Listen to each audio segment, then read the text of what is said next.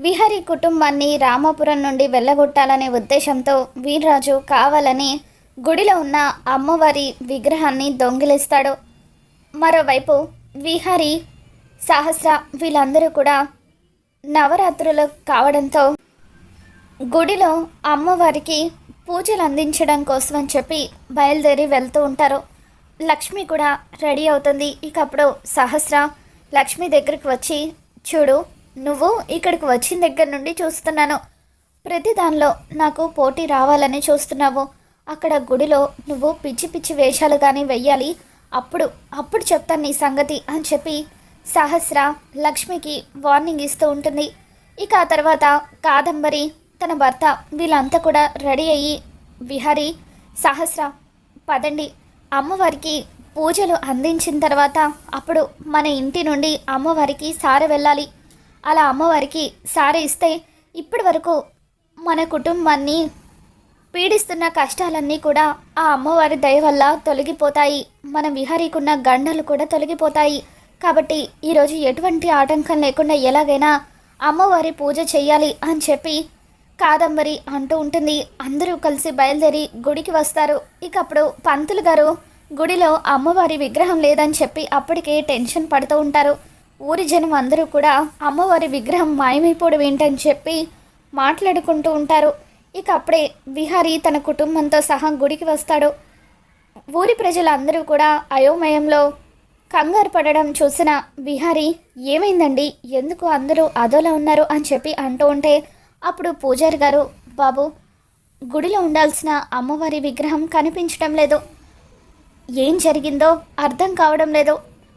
నిన్న సాయంత్రం నేను అమ్మవారికి పూజ చేసి తిరిగి గుడికి తాళం వేసి వెళ్ళాను. మళ్ళీ ఈరోజు ఉదయం వచ్చేసరికి విగ్రహం కనిపించడం లేదు. ఇలా జరగడం అపశకునమని అనిపిస్తుంది.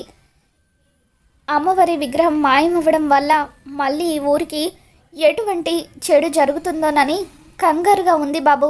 ఇప్పటికే గత కొన్నేళ్లుగా ఈ ఊరి ప్రజలు అందరూ కూడా కరువుతో అల్లాడుతున్నారు. అటువంటిది ఇప్పుడు అమ్మవారి విగ్రహమే లేకపోవడం నిజంగా ఈ ఊరికి అరిష్టం బాబు అని చెప్పి అంటూ ఉంటే అప్పుడు వీర్రాజు కావాలనే అక్కడికి వచ్చి విహారీ కుటుంబం మీద నిందలు వేస్తూ, ఈ కుటుంబం చేత పూజలు అందుకోవడం ఆ అమ్మవారికి ఇష్టం లేదేమో, అందుకే అమ్మవారు మాయమైపోయారు.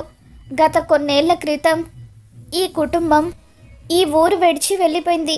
మళ్ళీ సిగ్గు లేకుండా ఇన్నేళ్ల తర్వాత ఏ మొహం పెట్టుకొని ఇక్కడికి వచ్చారు అని వీర్రాజు అంటూ ఉంటే అప్పుడు పద్మాక్షి, వీర్రాజు, నిన్నటి నుండి చూస్తున్నాను, నీ మాటలు మితిమీరుతున్నాయి, జాగ్రత్తగా మాట్లాడు. అయినా మేమేమి మా అంతటా మేము ఇక్కడికి రాలేదు, ఈ ఊరి వాళ్ళు పిలిస్తేనే కదా మేము వచ్చింది అని చెప్పి పద్మాక్షి అంటూ ఉంటుంది. ఇక దాంతో పోచమ్మ, అయ్యా వీర్రాజు గారు, మీకు దండం పెడతాను, దయచేసి కాసేపు మీరేమీ మాట్లాడకండి. సూర్యవంశం చేతుల మీదుగా పూజలు అందుకోవాలనేది ఆ అమ్మవారి కోరిక. ఆ అమ్మవారి కోరిక మేరకే మేము వాళ్ళని పిలిస్తే వాళ్ళు ఇక్కడికి వచ్చారు. దయచేసి నోటికి ఎలా వస్తే అలా మాట్లాడకండి అని చెప్పి పోచమ్మ అంటూ ఉంటే అప్పుడు వీర్రాజు, నువ్వు అలాగే అంటావు పోచమ్మ, కానీ ఎప్పుడైతే వీళ్ళు ఈ ఊర్లో అడుగు పెట్టారో అప్పటి నుండి వరుసగా అరిష్టాలు జరుగుతూనే ఉన్నాయి. ఆ విషయం మీకు అర్థం కావడం లేదు. వీళ్ళు అడుగు పెట్టగానే స్కూల్ తగలబడిపోయింది. ఆ తర్వాత ఈ విహారీ రైస్ మిల్కి పూజ చేసి స్విచ్ ఆన్ చేస్తూ ఉంటే అమ్మవారి ఆగ్రహం వల్ల అతనికి కరెంట్ షాక్ కొట్టింది. ఆ తర్వాత ఇప్పుడు అమ్మవారి విగ్రహం మాయమవ్వడం, ఇవన్నీ చూస్తూ ఉంటే మీకు ఇంకా అర్థం కావడం లేదా? వీళ్ళను ఇంకా ఇదే ఊర్లో ఉంచితే ఈ ఊరికి ఇంకా ఎన్ని అరిష్టాలు చుట్టుకుంటాయో. ఇప్పుడే వీళ్ళను ఈ ఊరి నుండి తరిమి కొట్టండి అని చెప్పి వీర్రాజు అంటూ ఉంటాడు. ఇకప్పుడు విహారీ అమ్మవారి విగ్రహాన్ని కావాలని ఎవరో దొంగిలించారని నాకు అనిపిస్తుంది. పంతులు గారు, మీరేమీ కంగారు పడకండి, అమ్మవారి విగ్రహం ఎక్కడున్నా సరే నేను తీసుకువస్తాను అని చెప్పి విహారీ బయలుదేరి వెళ్తూ ఉంటాడు. ఇకప్పుడు లక్ష్మి, విహారీ గారికి అసలే ప్రాణగండం ఉందని పెద్దయ్య గారు చెప్పారు, ఎలాగైనా సరే ఆయనను కాపాడుకోవాలి, నేను ప్రతి క్షణం కూడా ఆయన వెంటే ఉండాలి అని చెప్పి లక్ష్మి విహారీతో పాటు విగ్రహం వెతకడానికి వెళ్తూ ఉంటుంది. నేను కూడా వెళ్తాను అని సహస్ర వెళ్ళబోతూ ఉంటే, నువ్వెక్కడికి వెళ్తున్నావే, వాళ్ళిద్దరూ వెళ్తున్నారు కదా, వాళ్ళు తీసుకువస్తారులే అని చెప్పి పద్మాక్షి సహస్రను ఆపేస్తుంది. మరోవైపు విహారీ లక్ష్మి ఇద్దరూ కూడా విగ్రహం కోసం అని చెప్పి అన్ని చోట్ల వెతుకుతూ ఉంటారు. వీర్రాజు మనసులో ఈ విధంగా అనుకుంటాడు, వెతకండి వెతకండి, మీరు ఎన్ని ప్రయత్నాలు చేసినా కూడా ఆ విగ్రహాన్ని పట్టుకోవడం మీ వల్ల కాదు. ఒకవేళ ఆ విగ్రహం పట్టుకోవడానికి ట్రై చేస్తే మీ ప్రాణాలే పోతాయి అని వీర్రాజు అనుకుంటాడు.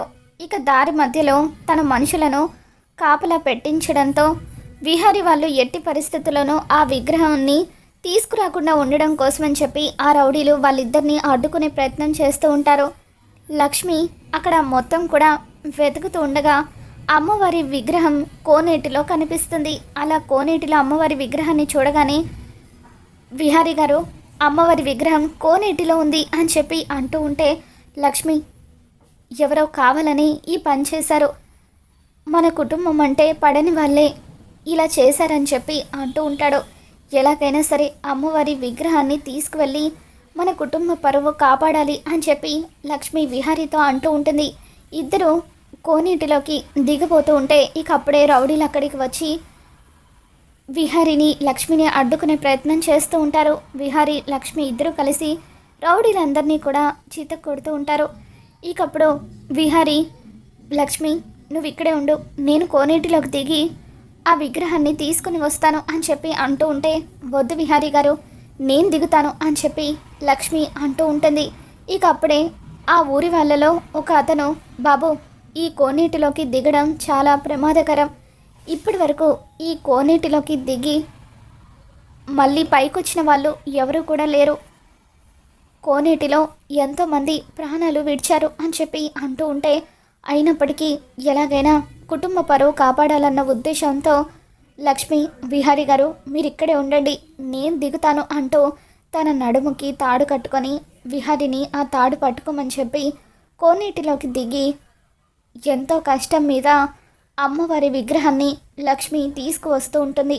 కొద్దిసేపటి వరకు లక్ష్మి నీళ్ళల్లో నుండి బయటకు రాకపోవడంతో విహారీ ఎంతగానో కంగారు పడిపోతూ ఉంటాడు. ఇక అలా కొద్దిసేపటికి విహారీ లక్ష్మి లక్ష్మి అని పిలుస్తూ ఉండగా లక్ష్మి ఆ విగ్రహాన్ని పట్టుకొని విహారీ గట్టిగా తాడుతో పైకి లాగడంతో లక్ష్మి నీళ్ళల్లో నుండి అమ్మవారి విగ్రహం తీసుకొని బయటకు వస్తుంది. బావ వాళ్ళు వెళ్ళి ఇంతసేపు అవుతుంది, వీళ్ళు ఇంకా తిరిగి రాలేదేంటో అని సహస్ర అంటూ ఉంటే, అప్పుడు వచ్చేస్తారులే అని చెప్పి పద్మాక్షి వాళ్ళు అంటూ ఉంటారు. ఇంకేం వస్తారు, ఈ పాటికి నా మనుషులు వాళ్ళని చంపేసి ఉంటారు అని చెప్పి వీర్రాజు మనసులో అనుకుంటూ ఉండగా, అదిగో విహారీ బాబు వచ్చేస్తున్నారు అని చెప్పి పంతులు గారు అంటూ ఉంటారు. అలా విహారీ లక్ష్మి ఇద్దరూ కలిసి అమ్మవారి విగ్రహాన్ని గుడిలోకి తీసుకొని వస్తూ ఉంటారు. అందరూ కూడా దండం పెడుతూ ఉంటారు. అమ్మవారి విగ్రహాన్ని కోనేటిలో వేశారు.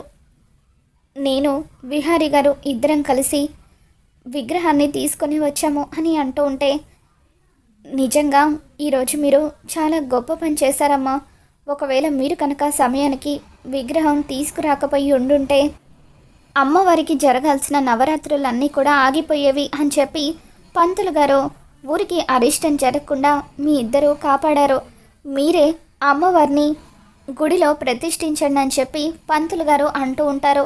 ఇక దాంతో విహారీ లక్ష్మి ఇద్దరూ కలిసి జంటగా అమ్మవారికి గుడిలో ప్రాణప్రతిష్ఠ చేస్తారు. ఆ తర్వాత లక్ష్మి చేతుల మీదుగానే అమ్మవారికి పూజలు జరుగుతూ ఉంటాయి. అమ్మవారికి అభిషేకం చేసి పసుపు రాసి లక్ష్మి బొట్టు పెడుతూ ఎంతగానో ఆనందపడుతూ ఉంటుంది.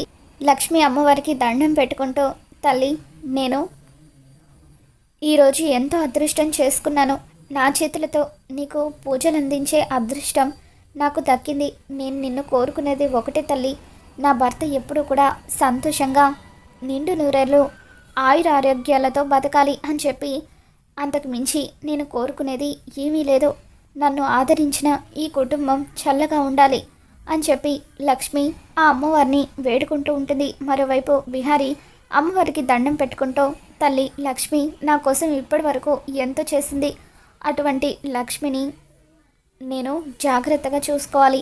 తను ఎప్పటికీ నన్ను విడిచిపెట్టి వెళ్ళిపోకుండా మేమిద్దరం ఎప్పటికీ ఒకటిగా కలిసి ఉండేలాగా దీవించు తల్లి అంటూ విహారీ కూడా అమ్మవారిని వేడుకుంటూ ఉంటాడు. ఇక అలా లక్ష్మీ చేతుల మీదుగా అమ్మవారికి పూజలు అందిస్తూ ఉండడంతో ఇదంతా చూస్తున్న సహస్రకి ఒళ్ళు మండిపోతూ ఉంటుంది.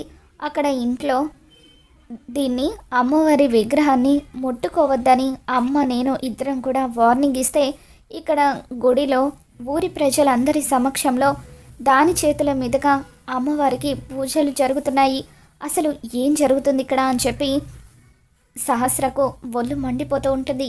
ఆ తర్వాత అమ్మవారికి ఇవ్వాల్సిన సారీ కూడా లక్ష్మీ చేతుల మీదగానే ఇవ్వమని పంతులు గారు చెప్పడంతో సారీ ఇవ్వడానికి అదెవరు పంతులు గారు, అది కేవలం మా ఇంటి పని మనిషి మాత్రమే, ఈ ఇంటి కోడలు నా కూతురు సహస్ర, తను మాత్రమే సారీ ఇవ్వాలి అని చెప్పి నువ్వు వెళ్ళవే సారీ ఇవ్వడానికి అని చెప్పి పద్మాక్షి అంటూ ఉంటుంది.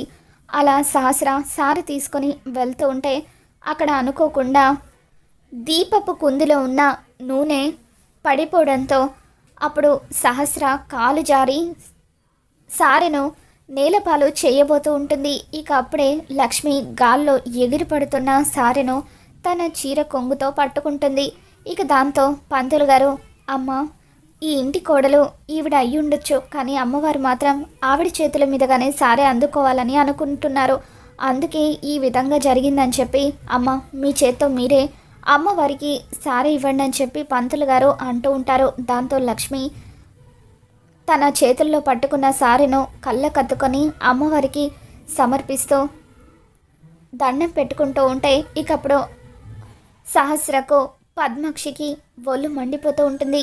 ఇదంతా చూస్తున్న యమున మాత్రం లక్ష్మి చేతుల మీదుగా అమ్మవారికి పూజలు అలాగే సారే అందుకోవడం ఇవన్నీ కూడా జరిగాయంటే ఆ అమ్మవారు కూడా లక్ష్మీ విహారీల బంధం బలపడాలని కోరుకుంటున్నారా అని చెప్పి నేనే వాళ్ళ బంధాన్ని విడదీయాలనుకొని తప్పు చేశానా అని చెప్పి ఎంతగానో బాధపడుతూ ఉంటుంది. మరి రాబోతున్న ఎపిసోడ్లో ఏం జరగబోతుందో మళ్ళీ మన ఛానల్లో తెలుసుకుందాం. ఈ వీడియో మీకు నచ్చినట్లయితే తప్పకుండా లైక్ చేయండి.